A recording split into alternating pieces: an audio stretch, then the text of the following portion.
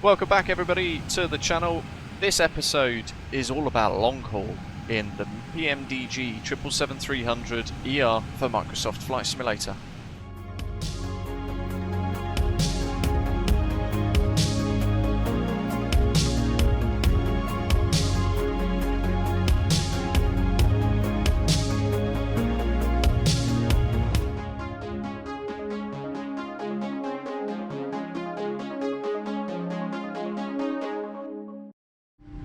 So welcome, you join us headed out of Princess Juliana International Airport. If you haven't seen the other tutorial episodes, then go back, check those out. Certainly the short field takeoff episode is pretty awesome, definitely worth a watch. And we are off to London Heathrow, flying one of our Osprey Airways scheduled services, returning this jet back to its home base. And today's video is all about long haul, auto cruise and time acceleration modes with this aeroplane. It's one of its really cool features included because of the long haul capabilities of this aeroplane, and you guys might want to experience a long haul flight but not necessarily have the time to do a 14-hour hop, or in this case an 8-hour hop across the Atlantic Ocean. So there is a way for you to narrow that time down to say 3 or 4 hours and still achieve those routes that you might want to fly.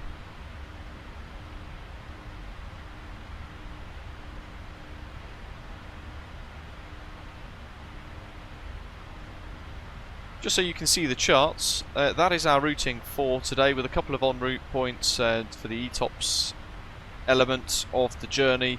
If you generate a sim brief flight plan, what you'll find is if you select an ETOPS flight plan route, it will give you all of that data that you need. Just going to sort the aeroplane out through 10,000 feet for now. We're then going to turn our attention to the FMS. I'm just going to clear that fixed ring there on the left and keep FMS1 on the legs.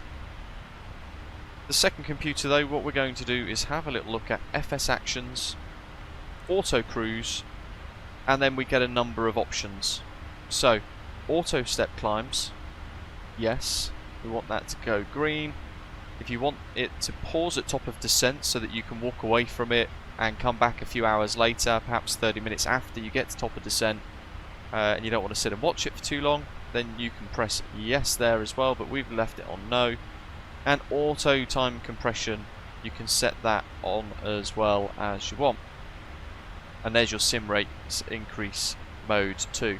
We're going to just leave that as it is though, and we're going to return back to the menu.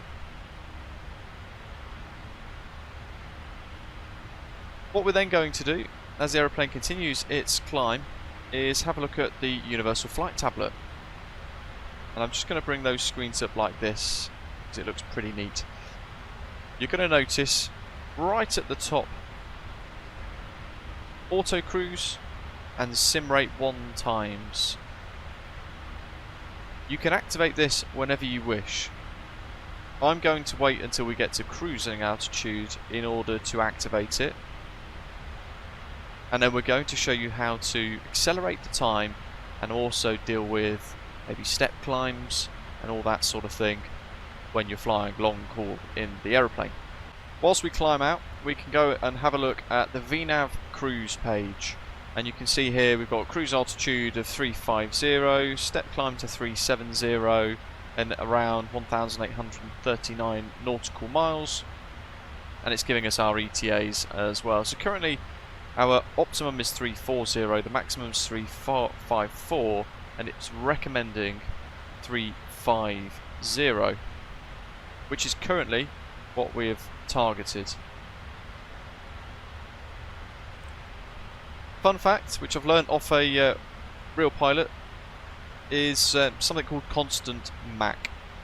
If you want to set a constant Mach speed, for example Mach 0.83, throughout the entire journey, because you notice there some of the Mach speeds are a little different.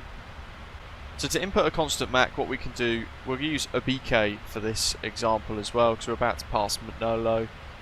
We can type in the constant Mach number, so in this case 0.83, like so, followed by a slash, and then we can activate that like so. We can then go to the final waypoint that we want to use for the constant Mach number, and we're going to use city, in fact. And all you need to do is type in econ slash and then select it there. So we're going to have Mach 83 at a BK. Aeroplane begins to recalculate everything. Now look, we've got a constant Mach 83 all the way to city, and then we go to the econ mode, execute. And now our VNAV is going to target Mach decimal 83 all the way through our journey today, including with the step climb, until city, which case it will revert back to the econ cruise speed, which is Mach 83 anyway in this case, but it might be something different. So a really neat feature that I wanted to show you guys. Keep an eye on your fuel. Certainly if you are using time acceleration as well, you're going to use that a lot quicker. So as the tanks begin to empty, you're going to get that warning. You need to proactively be able to turn them off.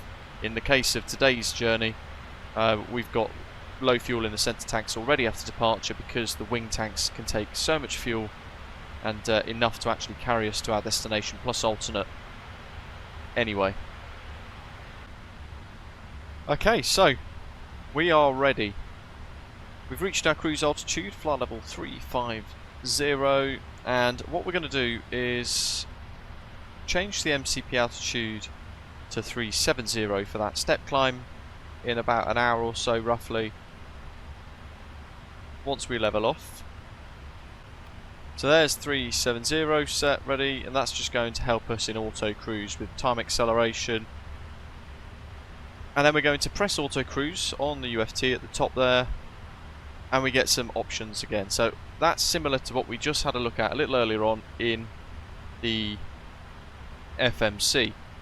So auto step climbs on, pause at top of descent off, auto time compression on or off, choosing your preference, with a maximum time compression of up to 4 times. You can do up to 8, up to 16 as well.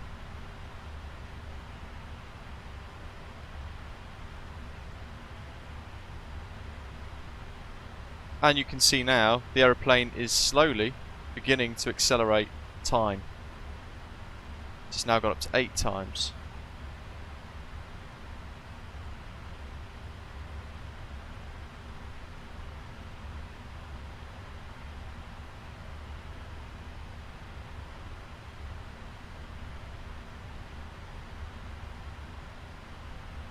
And you can change that dynamically, so if you think, you know what, this is actually a really long route and I'd like it to go a bit quicker, you could then dynamically go, you know what, I'm going to go up to 16 times, and the aeroplane will have a think, it will make sure everything's settled, and then there we go, the sim rate is automatically now accelerated to 16 times.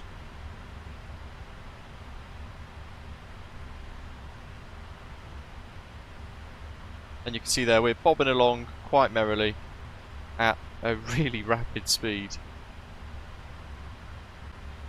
But for the purpose of today, I'm going to leave it on 8 times. And then we can sit back and enjoy cruise.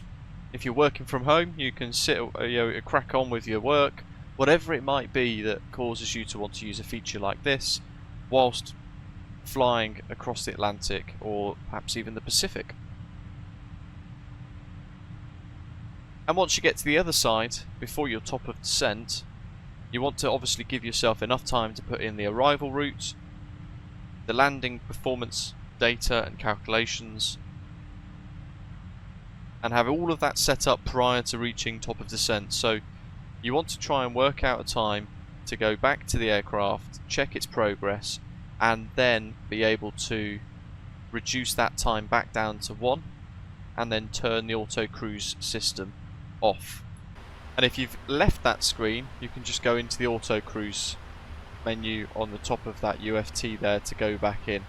And there you have it, auto cruise with auto step climbs in the PMDG 777-300ER, the Microsoft Flight Simulator. Hope you've enjoyed all of the tutorial videos so far, including this one, and I hope to see you tune in for a live stream in the near future. But in the meantime, as always, thank you very much for watching, and I'll see you next time. Take care.